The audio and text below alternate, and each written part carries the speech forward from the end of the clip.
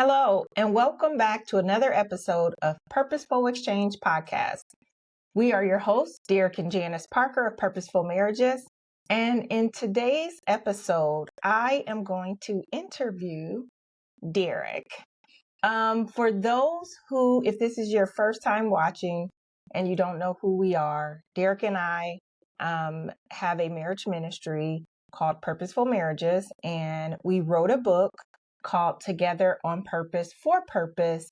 And so in this interview, I'm pulling out some of the chapters of the book. And so if something doesn't quite make sense, we're going to encourage you to get the book to fill in the gaps.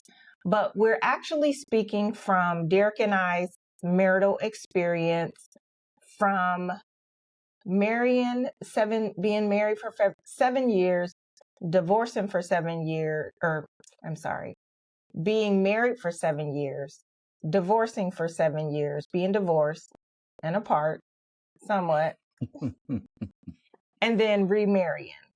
And we're going to talk about the things that brought us to divorce and some of the challenges that we had throughout our marriage. So I oftentimes tell Derrick that I believe that his testimony, both of our testimonies, do have great influence on marital couples.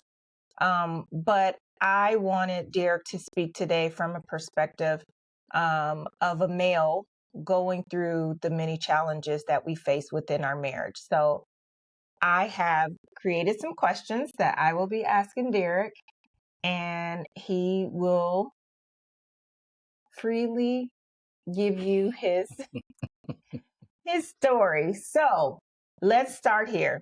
So Derrick, for those who don't know you yet, can you share a little bit about yourself and what life looked like before us? So before we got married. Yes. So my name is Derrick Parker. I am one of 5 children who were raised by a single mother. I'm the second oldest. We grew up in the Taft homes. After that, went to high school, graduated high school, went to college for a year and a half, got a little homesick from college, came home, got a job, then decided I wanted to join the military. Went into the military, went to Germany for 4 years, came back from Germany and Baumholder, Germany, they call it the Rock. And was one day I was dropping my brother off at school, and that's when I laid eyes on Janice, and the rest is history. History it is. Okay, so when we first married, so marriage number 1, what were some of your expectations about marriage in general? And did those expectations meet up to reality? So what were your expectations about marriage? And did they meet reality? So I think I had your reality. Yeah, I think I had the traditional expectations of marriage. You know, people fall in love, they get married, they have children, get a house, not necessarily a picket fence, but get a house and raise those children, and then live life happily ever after. Okay, and was that your reality? It was not quite my reality. I think that where it veered was being married young, having kids young. There's a lot of things about marriage that I think that I took for granted, not really understanding the importance of the true importance of covenant, and being found, having a firm foundation, and understanding what covenant means, what role that it plays. But then also, I think I lack maturity as far as having a family and being able to lead that family from a godly perspective. And I think that most people who marry young, because we married very young, would have those same experiences of immaturity. And I would just say that that wasn't just on your part, as you will hear, but that was on both of our parts. However, I do believe that for a couple who married as young as we did, we really did accomplish some of our realities, such as we did have children. We were financially stable enough for you to allow me to stay at home. So I was a stay-at-home mom for a short period of time. It wasn't my jam, so I went back into work. And then we bought our first home, a newly built home. We did. So I think although we did have a lot of challenges, I think we did have some of our expectations did meet reality. You agree? Yeah. Okay. Yeah. I think we were really on the right path as far as marriage goes. But again, had we been a little more mature, and I won't say even in age, I'm just going to say in knowledge and faith for sure, that we probably would have taken a different path. I agree. Okay. So let's move into the divorce/separation piece. So quickly. 7 years go by real fast. Right. When we divorced after 7 years, and let me just pause right here to say that this was not the infidelity was not the only thing that brought us to divorce. There was a combination of things, right? Yeah. But I think the ultimate thing that broke it was there was infidelity on my part that resulted in a child being born, right? Mm-hmm. And then there were some things that happened before that I feel led to that, and then the things that happened after that. Would you agree with that? Yeah. Okay. So then we divorced. When we divorced, what do you think was the hardest part for you personally? For me personally was separation from the children. And then, just a family being torn apart was the toughest thing. And I say that because even though our kids were young, they were still so attached, and we did so many things as a young family together. And so I know that they loved us both. And then to see them have to go through that was probably one of the most difficult things I've ever experienced. I agree.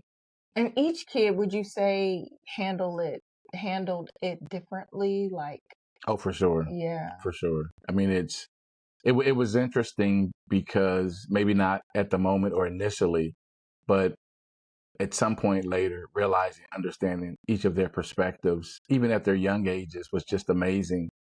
Because if you take their feelings, their thoughts, and translate that to someone of age, it's just amazing that they would even think that way at their young age. I agree. So you say the hardest part for you was the kids, the separation of the kids. Without a doubt. I would have to say the same thing too. Yeah. Especially when we decided that we were going to split the kids. Yeah. Right? Yeah. Because initially after divorce, they all were living with me, and then we determined that the boys would live with you, and then our daughter would live with me. But then Darius and Quanisha ended up being with me, and Derrick with you, which we later realized that they had their own personal deep feelings about that whole situation, where we thought we felt as adults doing the right thing. Or semi the right thing. Sharing the responsibilities as adults. Sure. However, and I think, would you say right now, like, that there was a little selfishness on our side because nobody wanted to be the person without any of the kids, right? Yeah, I think it was definitely selfishness. I think there was some hurt involved in our decisions as well. But going back to what you were saying, I don't think either one of us realized the magnitude of how that impacted them until later on. Yeah, I agree. Yeah. We still hear stories in their adult ages, right? Yes, we do. How they felt about that situation. Do. So, yeah.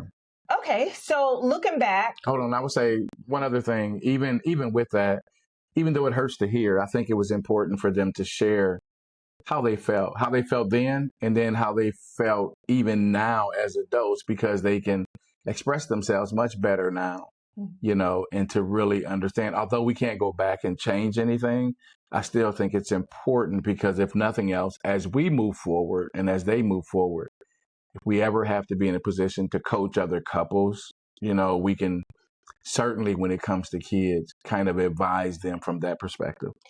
I will say this too, a lesson well learned was one of the things that the kids all expressed was when they were talking as adults, it was like, well, why didn't you say that? They felt they didn't have a voice at that time. Mm-hmm. And I know anybody that have experienced going through a divorce with young children, you may have witnessed this too, that you are really, unfortunately, concerned about self. Right? Everything is about the hurt that the other spouse caused us. The center of why we're divorcing is magnified. And yes, the kids are factored in there when you start talking about responsibilities, but oftentimes the kids' feelings are not truly valued.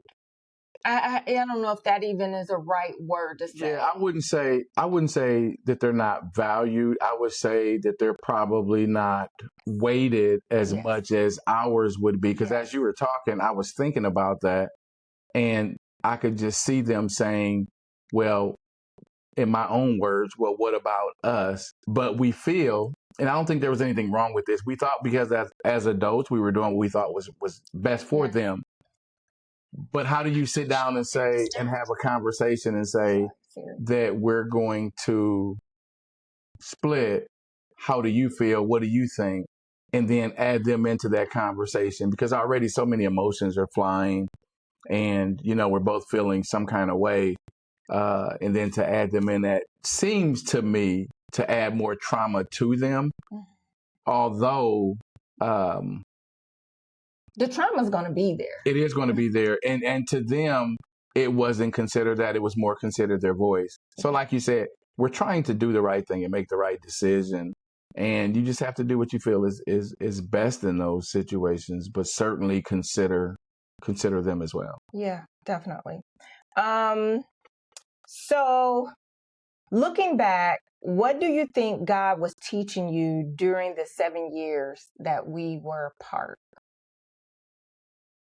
Or showing you, maybe I shouldn't say teaching you, showing you in the 7 years that we were apart. Because again, for the audience, we were married 7, and then we were divorced for 7. For 7, yeah. Good question. I think during that time, God was showing me or preparing me for, as I look at it now, preparing me for a comeback that I think that I didn't want. And, as I was talking to God during that time, and I was trying to process and understand everything, even the feelings, emotions I was having at that time. And I was thinking that all of this is, what is all of this for? And God was telling me in that moment that I'm preparing you for a comeback. But what I'm also doing is I'm making a correction for the decisions that you made. For the decisions that I made, right? Wow. And so I'm thinking, like, I didn't really understand that. It wasn't until much later that then I understood that all of this had to do with God's purpose. So God's purpose was always going to be fulfilled for us, which I didn't understand, nor did at some point did I even want. We'll get more into that. But it was like, I felt like God was saying, I hear you, but this is what I'm going to do. And he made it so easy to where, as I was resisting all the time, he was shifting how I was feeling and what I was thinking without me even knowing it, if that makes sense. And at the point where I realized what was happening, the shift had already happened. And it was like, I was still having, I always had these feelings, right? I always had this love for you. But that was one of the things that I was fighting, was this love for you, because I wanted to be totally done with the whole situation. And as I'm even praying, saying, God, I just want to be done. I don't want to go back. So many emotions was going through, humiliation, how I felt, embarrassment, all these kind of things, and it's like, I'm not going to do that. What are people going to say? What are they this? What are they that? And God said, I'm going to put all of that stuff aside and I'm going to make this work for his good, not mine, but for his good. But he took me along the way too. And so it ended up working for my good as well. Wow. That's powerful that you said that you were able to see the things that you did, or God was helping you make the corrections for the errors that you made. Right, Yeah. right. Because it wasn't God's plan for me to be married, divorced, all that kind of stuff, right? It was based off of my decisions. And based off of my decisions, God shifted that because his will, again, had to be done through me. Mm-hmm. And the way that was going to happen is just the way everything played out for our marriage and divorce and remarried. Yeah. Okay.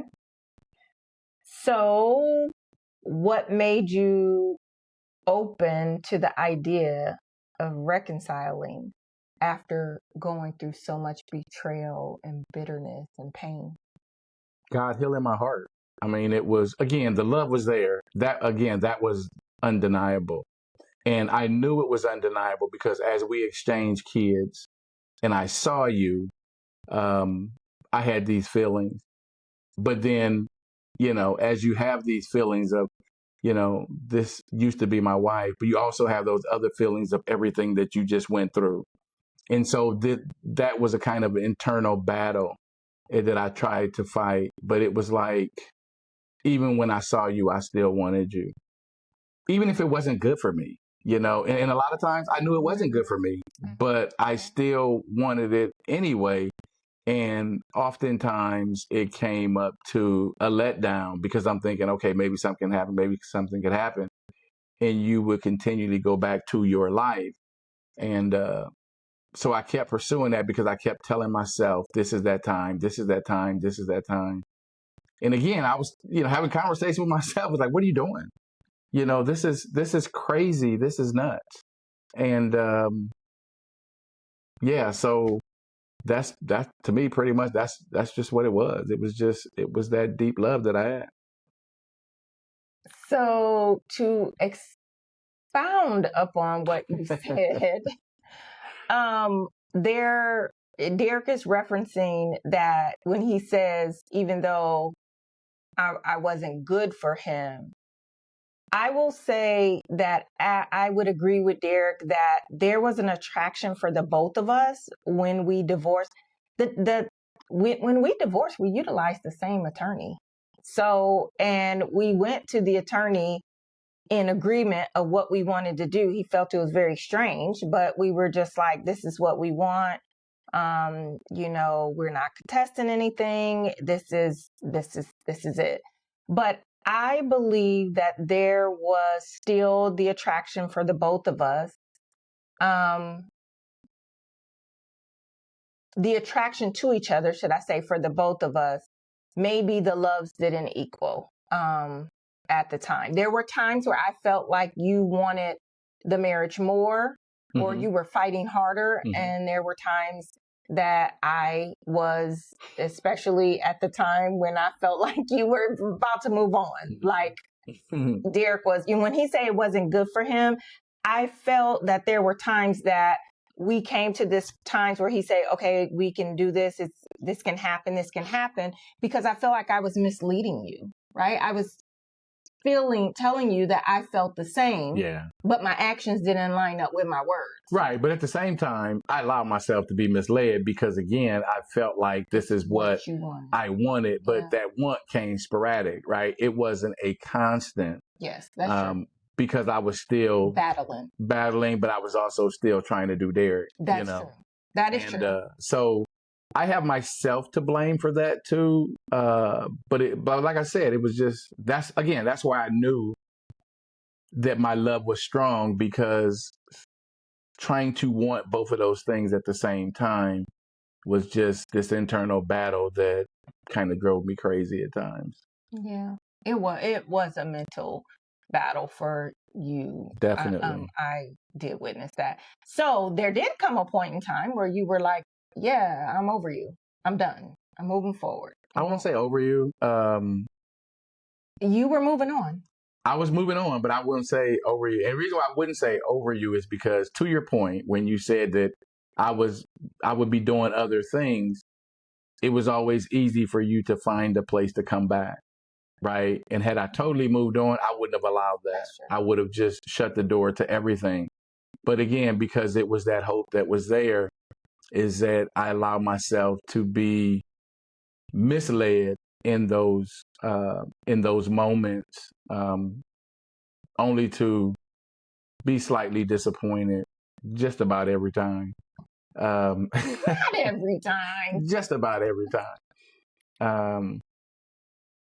Yeah. But so to that point, then when I realized that, I think for me too, I came to the realization that I couldn't move on, and that I really realized how much you really do love me. Mm-hmm. And I saw the fight in you, not, I wouldn't say at that time to reconcile the marriage, but just for me as an individual. Mm-hmm. Then I got serious about, hey, I don't want to lose this. I see he's getting serious. I need to stop playing games, right? That was way later. But anyway. It happened. All right. So to sum up that question, what made you open to the idea of reconciling after your pain is the love, is what you're saying. Okay. All right. So let's go to remarriage. Mm-hmm. And what was different in your heart and mind the second time around? So when you proposed and was to marry me for the second time, what was different? My relationship with God was different. Mm-hmm. The things that I misstepped the first time, I had pretty much in line the second time. But then the other thing was the years of preparation, like I mentioned earlier, and God preparing me to help me understand where I missed the first time, not to miss the second time, and the reason why those things were so important. So I would say better preparation, foundation with God, and then certainly more focus on what covenant truly meant and how to ensure that covenant was always there. I guess we should tell the audience too that when we divorced, we went into a backslidden state. For sure. So for 7 years that we were not married, we were in, I wouldn't say all the 7 years, because toward the end, so for several years after the divorce, Derrick and I both were in a backslidden state until we gave our life back to Christ. That is when I think we started to really be more serious and focused, and utilizing that time apart, reflecting of what we really wanted marriage to look like. So at the time that he did propose the second time, we actually were back in church. Yeah, and I would say, though, that even in a backslidden state, right, you still know right from wrong. You still know better. You still know God. You still have a relationship with God. It doesn't mean that you don't have a relationship with God. It just means that you're not honoring truly that relationship as far as what it means. And I say that because, I always respected the church because that's where I grew up. That was just my life. You know what I mean? I always respected God because I truly knew who God was. But I still had things that I wanted to do. And a lot of that had to do with I was trying to dilute the pain. And then I'm not making that as an excuse. I'm just saying that's honestly what I was doing. And so it was, I didn't want to go to church. I didn't want to have anything to do with church, even though I knew God. Because again, accountability. Yeah. And, people say, oh, the church this, the church that. No, it's not the church. The church is the church. It's the people, right? People is what shift, just like in anything else. the church is going to be the church. It's a building. It's this, is that. But, you know, hear people say, well, church is in your heart, which is true. But the church didn't do anything to me. People who attended that church or some, you know, things like that, or people in that churches who talk about you, or people who are in that church do this or that. It's not the church itself. Agree. How did you rebuild the trust in me? I think it took time. Just as it, you know, it's communication, trusting in God, you know, because it was, again, if you're going to do, when I got to the point to where I knew that reconciliation was a possibility, God had already settled my spirit of what I would have to go through. And you're just going to have to trust people. You're going to have to open yourself up, make yourself vulnerable. But it didn't come without a lot of painstaking, you know, asking a bunch of questions, asking the same questions over and over again, feeling like, did I get all the answers? Did you scrub everything that you need to scrub? You know, dealing with tense moments and things like that, because it's like, I already answered, I'm not answering it again. And it's like, well, yes, you are. Or asking a question a different way to try to not necessarily trip a person up, but that's kind of what it feels like. But again, in your mind, you just want to rationalize all of these things because you want to feel like you got it all out. And so if I can get it all out, clean it all out, scrub it all out, then I can pour in something new. And I think that's kind of where the situation was. It was just like, man, I love this woman so much. And I want this to work. I want to believe. And you just have to put yourself out there and just trust and believe. For me, I trusted God and what God told me. And that's one of the biggest factors of saying, okay, I can jump in here and do this again. Because if God is making me this promise, then I know God is going to come through on that.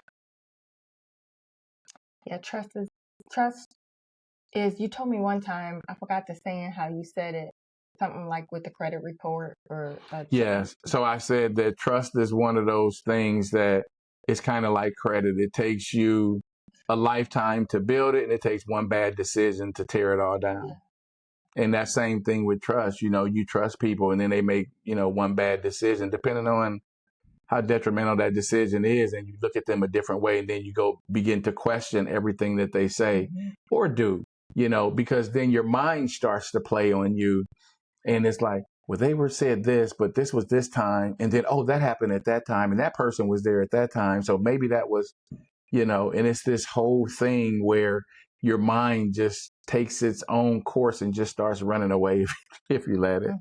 Which is the reason why when you are going through something in your marriage, especially infidelity, it is so imperative to be honest and transparent up front. Get it all out. No matter how much you think it hurts, it's gonna hurt. Get it all out. Because when you first of all, you never have to worry about a lie that you told, exactly. Right? Because your spouse, the person who was impacted, could potentially, like Derrick said, ask you 20,000 times about the replaying the incident. Mm-hmm. And some people think that that's too much, but it is what they need to heal, right? That's the thing. So you just got to remember, you wouldn't be here if the actions wasn't done. So what can you do? And always remember, that's a part of them trying to rebuild the trust. Yeah. So when you're honest, or when you're not honest and they find out later, and don't ever think like, I'm not telling them this part of it or this piece of it because nobody knows but me and that other person, so they'll never know. Trust and believe. It will come to surface. What is done in the dark will come to the light. Yeah. And remember, too, that everybody doesn't process information the same. Yeah. So where I could process it in a day or two, it may take Janice a week, or vice versa, or somebody else. So don't put yourself in a position to where, like Janice mentioned, I told you 3 times. So I said it this way, whatever. However long it takes is however long it takes. Yes, I know sometimes it feels like, oh my God, I'm being interrogated or whatever. But just, you know, it's for a reason. And if that's what that individual needs, give that to them. Yeah, I agree. So many couples don't survive one bad blow in a marriage. Yeah. Let alone 2. Yeah. what gave you courage? Because for those who don't know, infidelity was committed by me first, but then later in our marriage, it was committed by you. Yeah. So that was our second blow. What gave you the courage to keep fighting for our marriage after your own affair?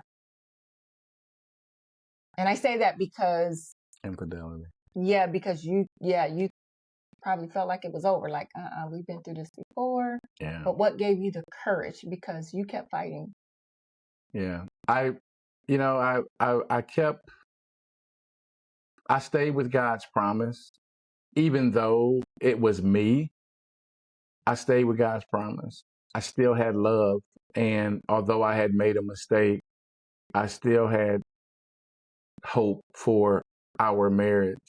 And God kept telling me, don't quit, don't quit. And I was thinking, I'm not going to quit. I already thought you had already tapped out. And,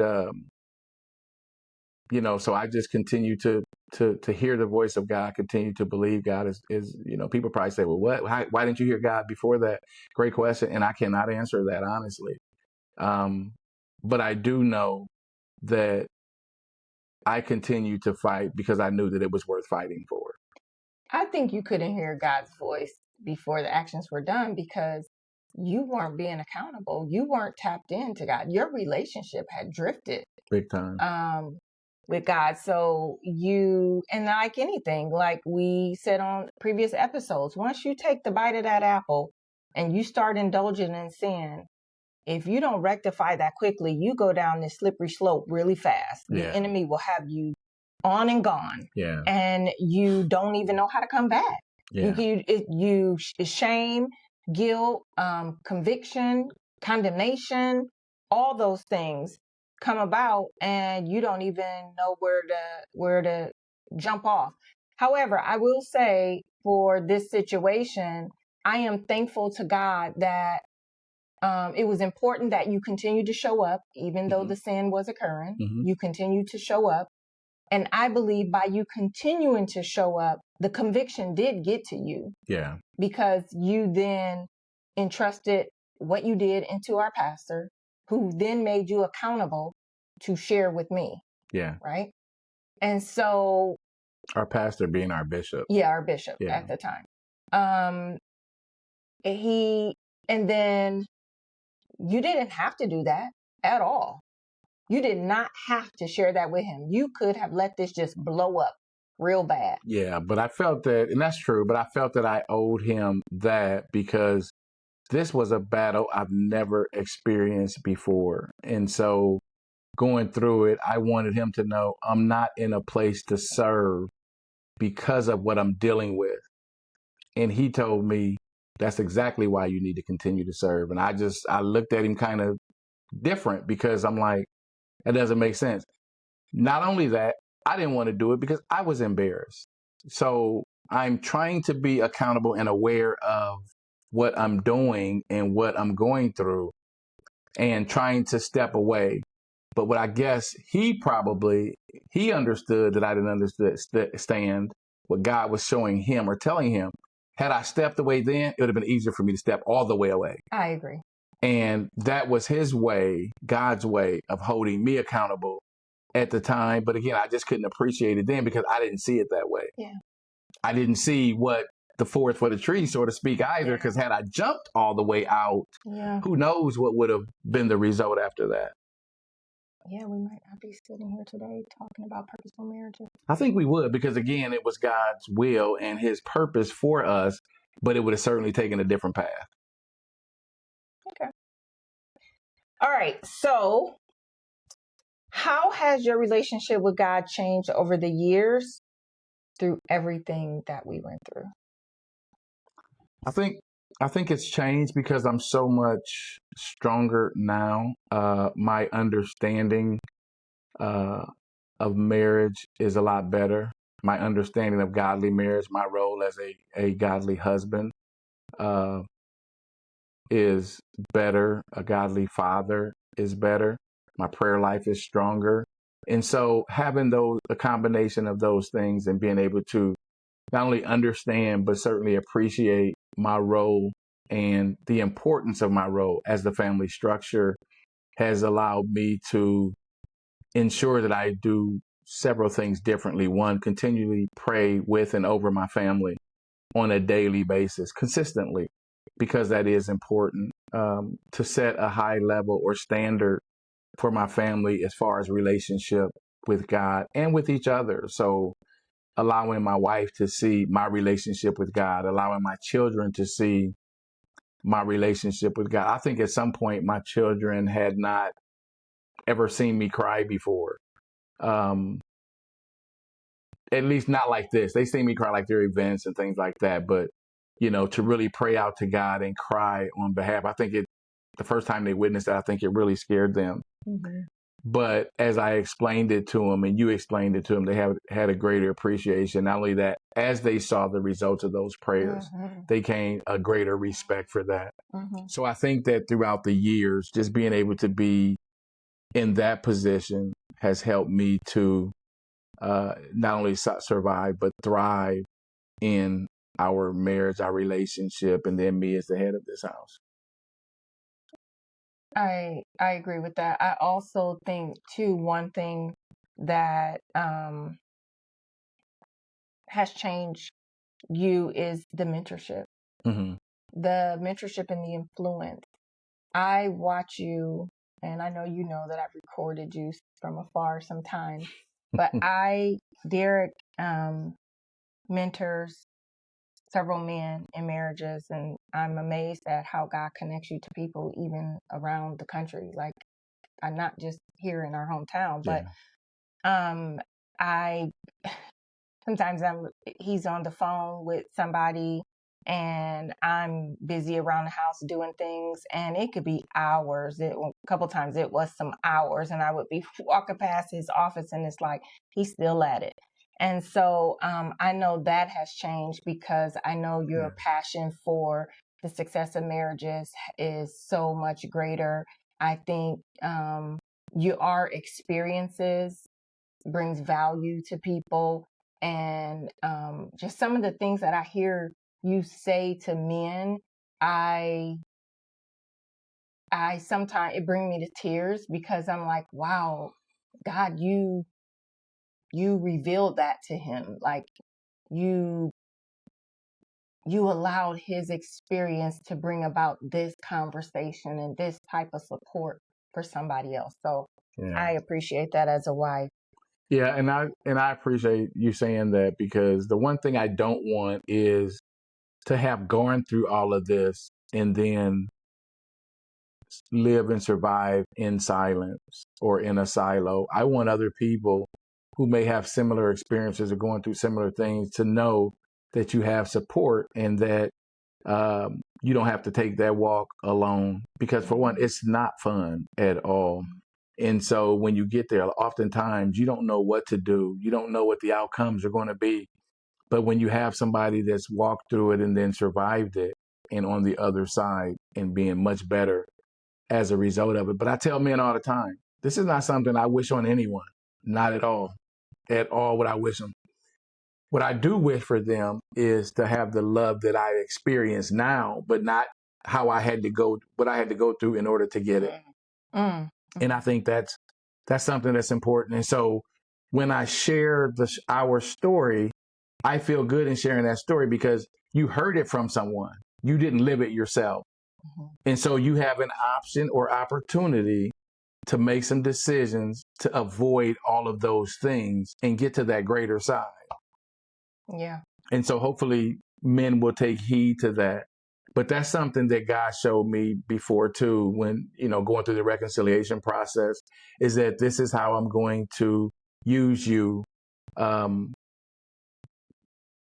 do what I need you to do as far as purpose. And the best thing about it, he said, and I'm also going to make it easy for you because I know this ain't something that you want to do, but I'll make it easy for you.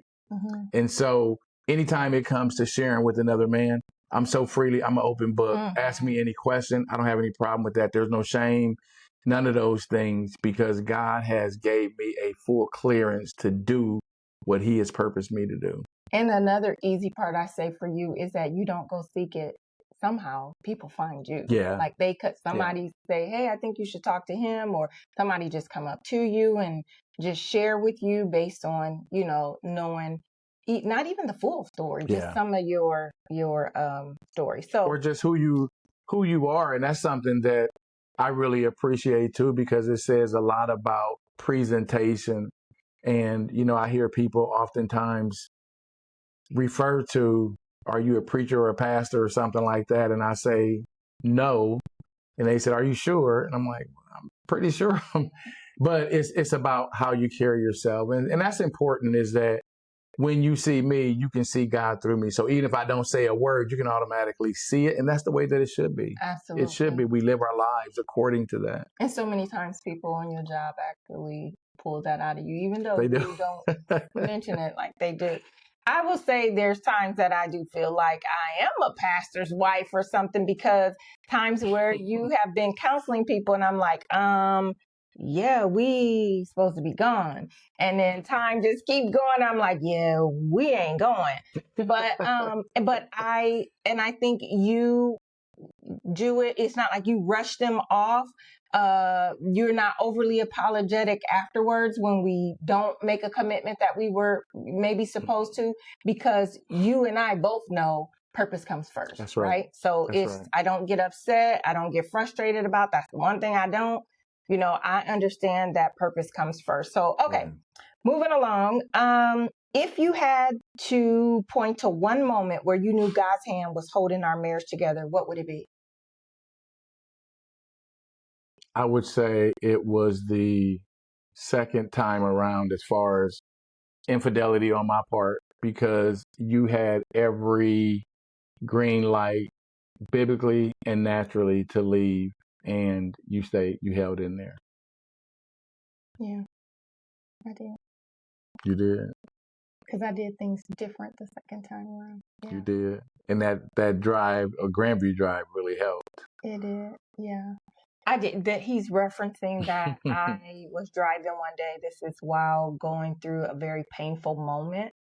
Because if you go through infidelity, your life is like a roller coaster. One day you up, one next day you down, and or days and whatever. But I was going through a moment and I needed to have a good cry, and I didn't want to do it at home with the kids, and Derrick wasn't there at the time.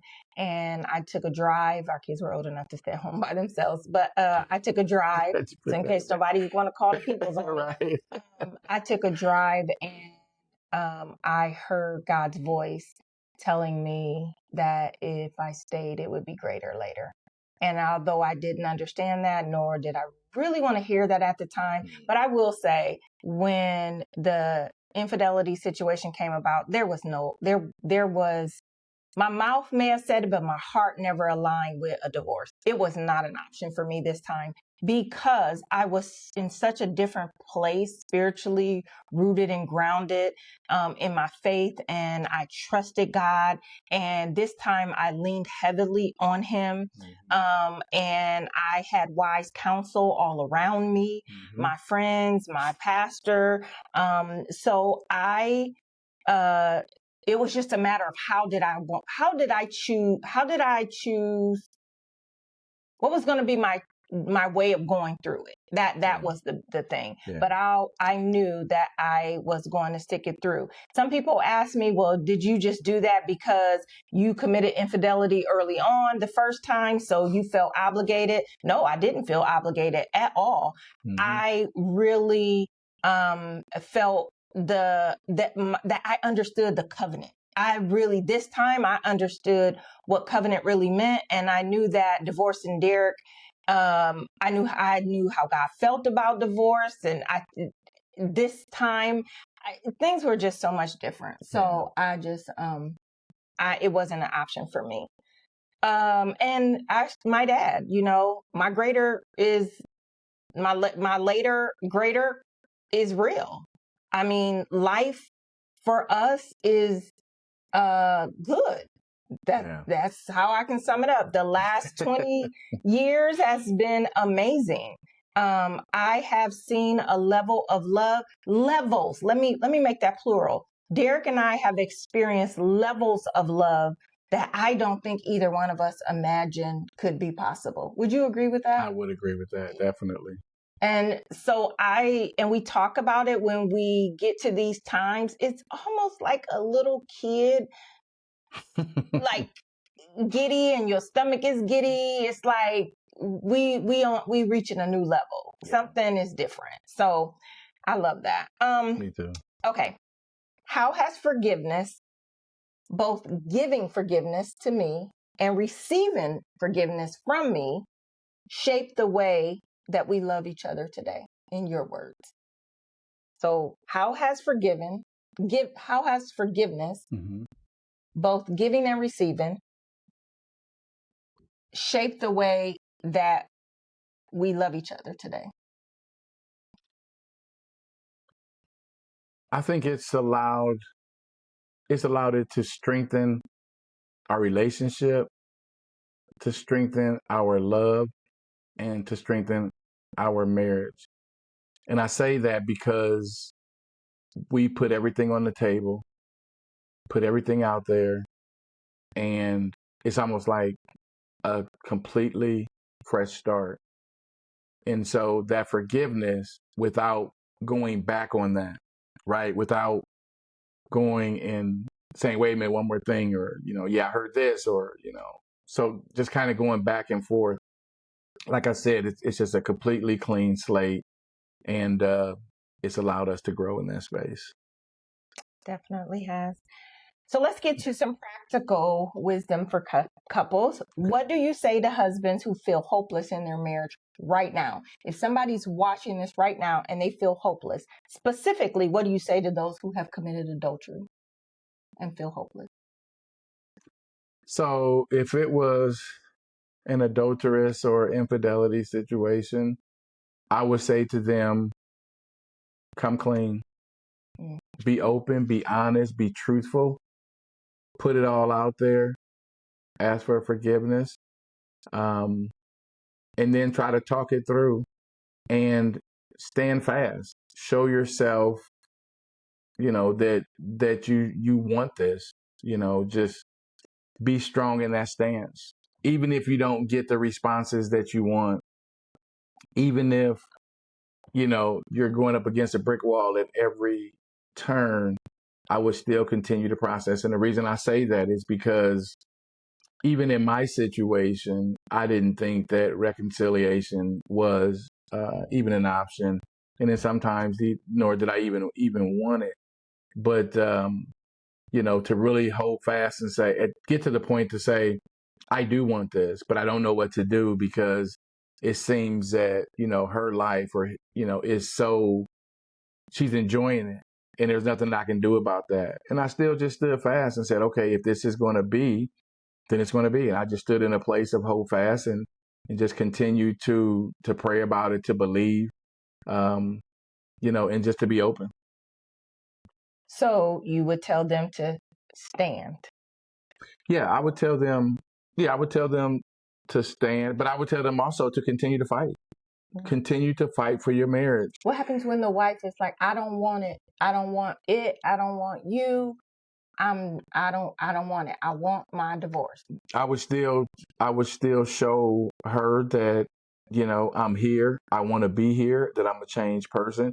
Even if it gets to the point where they put some distance between it, then you have to respect that distance. But I would still try to show them on every turn that you are the one for me, that I do want this, and I'm willing to do whatever it takes to ensure that it happens.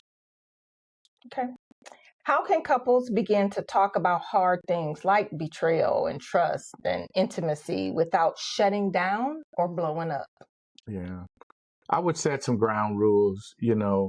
First off, we're going to be honest. We're going to continue to communicate. Understand that there's going to be some tough conversations. You have to tell yourself that right in the beginning because there is. And just know that, hey, even though it's tough, we may shed some tears and all that, but we're going to keep going. We're going to press through it. Don't make it personal, right? Because you're having a conversation. I shouldn't say don't make it personal. Don't make it as an attack. Don't attack each other. Communicate with each other. And that's the thing that's important. Don't I this, you this, whatever. talk the situation through, help each other understand, because it is going to be tough. But the more that you talk it through, the more that there is understanding, hopefully you can get through it. Yeah. If you had 3 key principles for a husband to lead his marriage well, what would it be? Number 1. Number 1, have a covenant marriage. Number 2. Number 2. So they're in a covenant marriage. Yeah. What do you mean by that? Say more.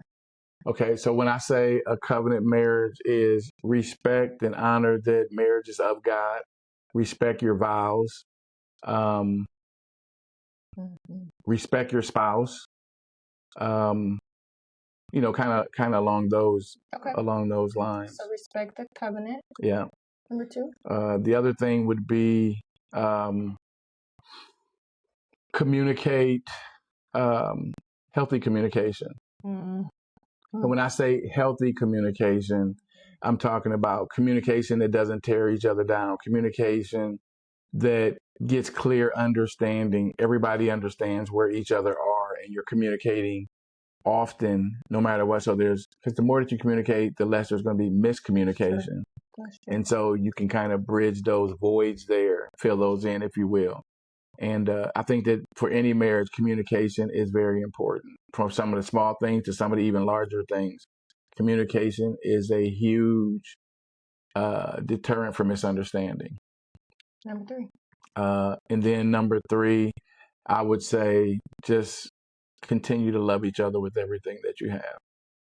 Okay. That's fair. Let's talk a little bit about family and legacy. Mm-hmm.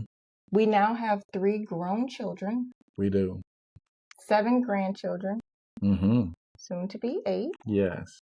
Looking back, how do you think our story has impacted them, the grown children? I think our story has impacted our grown children from the perspective of they have witnessed up close that with their own relationships, they can make it work.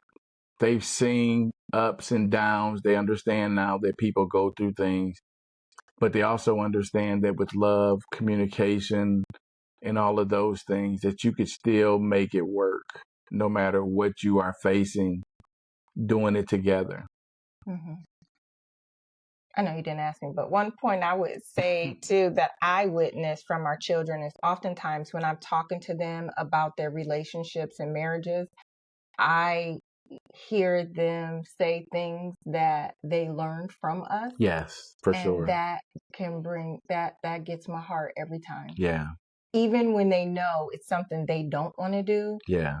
And then they'll reference and say, because this is what you and Dad showed us, I think the other thing is that when they reference those things, they witness some pretty tough stuff at an early age. And I'm not, they were, at an early age, certainly before they were full adults. But I think that they appreciate and respect now the process and can apply that to their own lives, their situations, their marriages. Yep. And rather than go off the deep end, pause for a second, have some conversations. Mm-hmm. And one of the other things is that they can reach out to us, and they do, for advice before they go and do or say something silly or something that they may regret, something they can't go back from. Yeah. They'll ask us, and being able to respond says a lot because they trust our opinion, not just as their parents, but as people who have what they would see now to be a strong marriage, strong relationship, and they trust that advice. Not only our children, but their mates. Their mates as well. That's a wonderful feeling too, to Definitely. know that, we're not your biological parents, but you trust us and you trust our experiences. Yeah. So one of the things that I often think about with at least our boys and how they fight for their children. Mm-hmm. I shouldn't say fight for them, but how they feel the importance of being a part of their children's life, whether they're with their made or not. Yes. Right? Like, I feel like, because they seen you walk that out. Right? They saw how you fought to make sure that you were in their life, and not times where you didn't have to fight, that you were just there. Yeah. Right? Yeah. And when I'm referencing fight, I'm saying when we were not together. Yeah. You had a choice. You could have chosen not to be apart. You could have chosen not to, have joint custody and let me do it on my own. You were always present. There's not a time ever in our children's life from birth until their adult age now that you were never there. And they know that. Yeah. Right? They say that. How do you want our marriage to inspire our children and our grandchildren?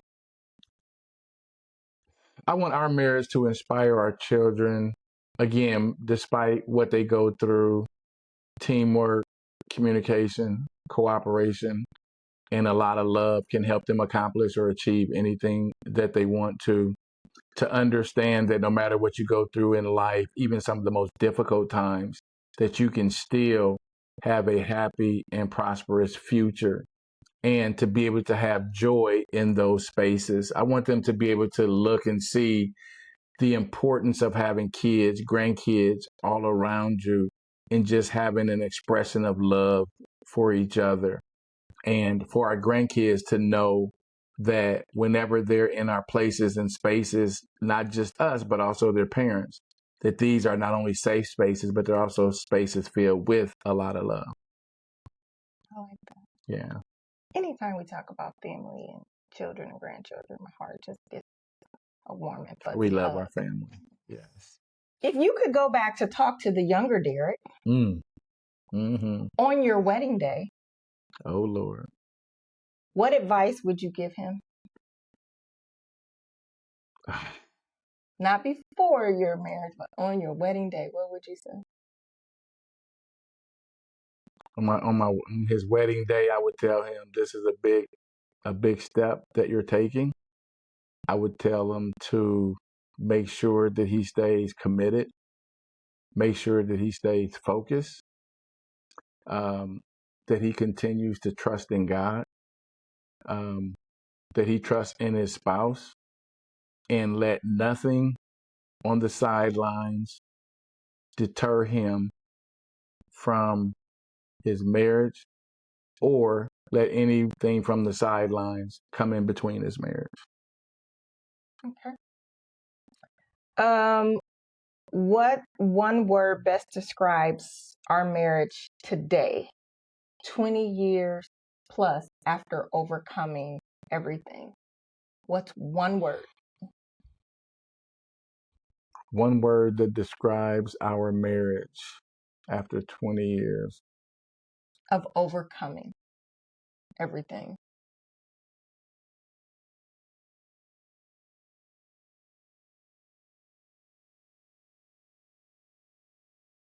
Blessed. Okay.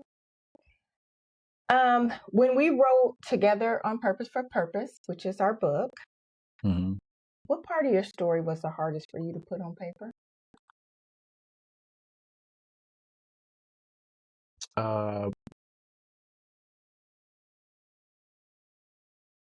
The fact that we've experienced infidelity. Why? Because one, it's not something I ever wanted to experience, and something that I didn't want anyone else to experience as a result of my decisions. Gotcha. Makes sense. Last question. Why do you believe God entrusted us with the marriage ministry? That's one part of the question. And how do you hope couples, what do you hope couples take away from our stories? Okay, I think that God entrusted us with this type of marriage ministry because God was looking to get a return on his investment. He had already decided that this is what we were going to be, who we're going to be. And so when he decided that, and then watching us walk it out. Again, as we made our own mistakes, God was in there to correct course. And so that's why, although the walk wasn't a perfect straight line walk, but everything that we went through, God prepared us and set us up for what you talked about as the greater later. And again, as I said earlier, everything that we went through set us up for what we are enjoying right now.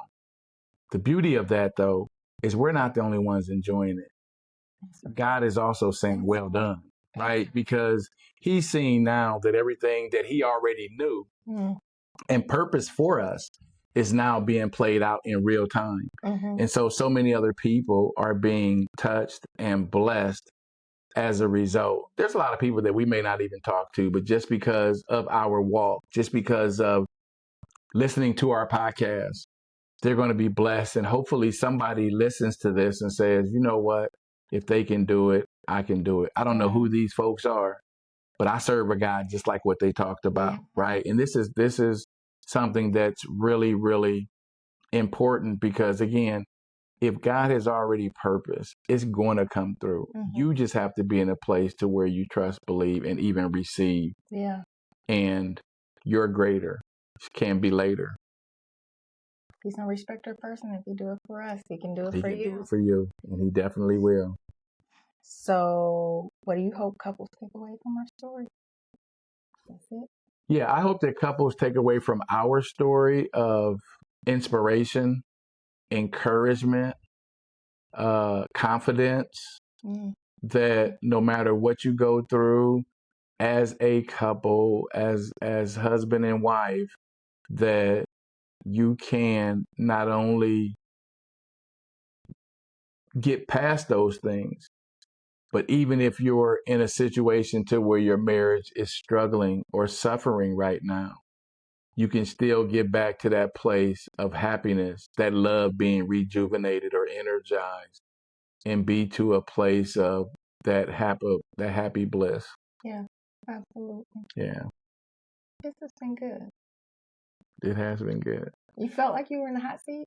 No, not at all. Okay. Not at all. You know what? Honestly, I like being in this seat because, again, I'm just pouring out what God has already poured into me. And so to be able to share, it comes from God. This is not just Derrick, but this is Derrick allowing God to shine through him. That's good. Yeah. Excellent. And on that note, we will conclude. This has been another episode of Purposeful Exchange Podcast with your hosts, Derrick and Janice Parker of Purposeful Marriages. If you've enjoyed this, please let us know in the comments. Share this with someone that you know needs encouragement. And definitely, if you found something that was intriguing for you in Derrick's story, reach out to him personally at Derrick and Janice at purposefulmarriages.com. Derrick with 2 R's, Derrick, and Janice, Janice at purposefulmarriages.com. And continue the chat with him. You too could be one of those people that he's in his office with for hours. No shade. I enjoy it. I know that God gets the glory for the work that he's done. And I know that what we went through is not just for us. Yeah.